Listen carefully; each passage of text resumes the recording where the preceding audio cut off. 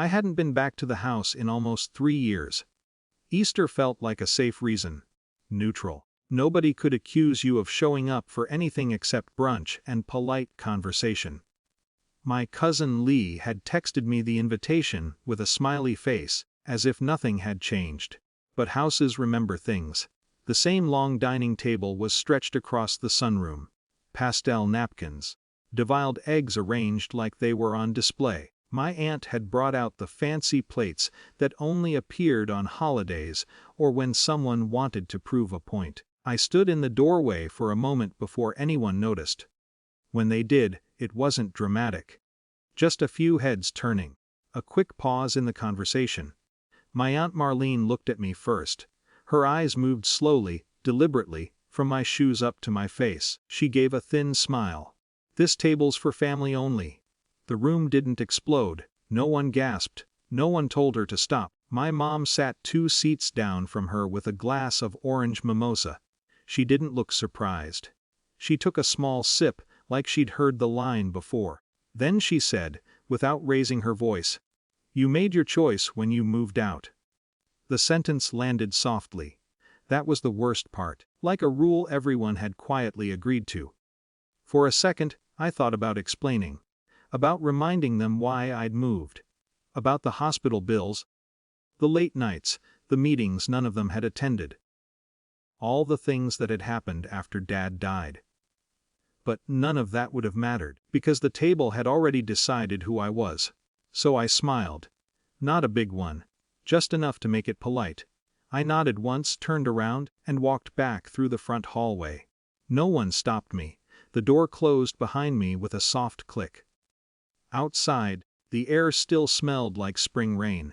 I sat on the low stone wall near the driveway and pulled out my phone, mostly out of habit. The house windows glowed behind me, full of pastel colors and quiet conversation.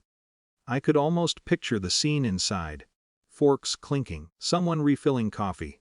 Life moving on without the inconvenience of my presence. It wasn't anger I felt.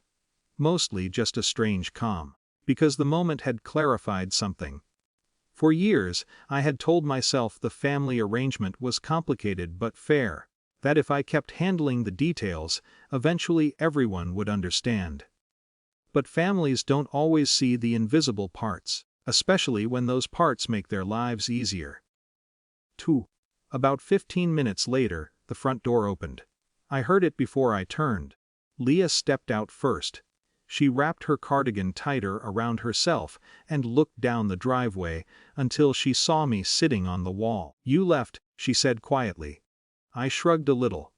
Seemed like the right time. She sat beside me without asking. For a minute neither of us spoke. Then she said, almost to herself, "Marlene shouldn't have said that." "No," I said. "She probably shouldn't have." Another pause. Leah glanced back toward the house.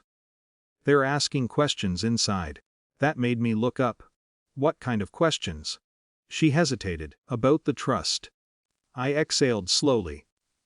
Leah rubbed her palms together like they were cold. "I think Uncle David asked who actually manages it." "That's a good question," I said. She looked at me sideways. "You never told them, did you?"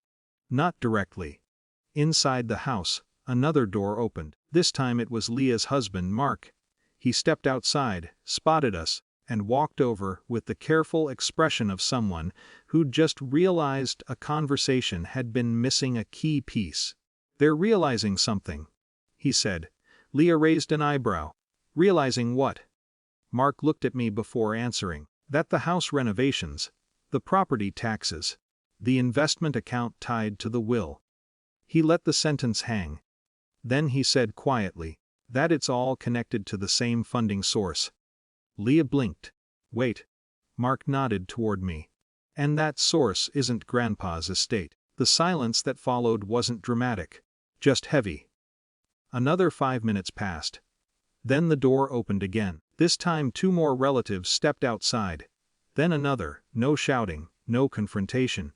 Just people walking out one by one, like the house had slowly become uncomfortable to sit in. Through the window, I could see the dining table.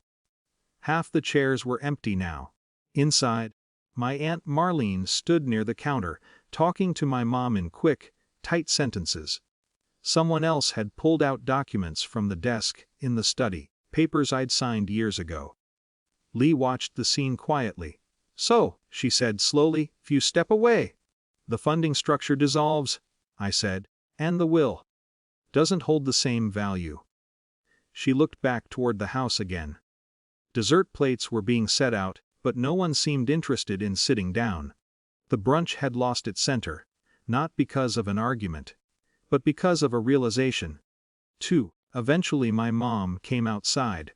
She stopped halfway down the walkway when she saw how many people were already standing near the driveway. Her expression wasn't angry, just uncertain, like the room she thought she understood had shifted shape.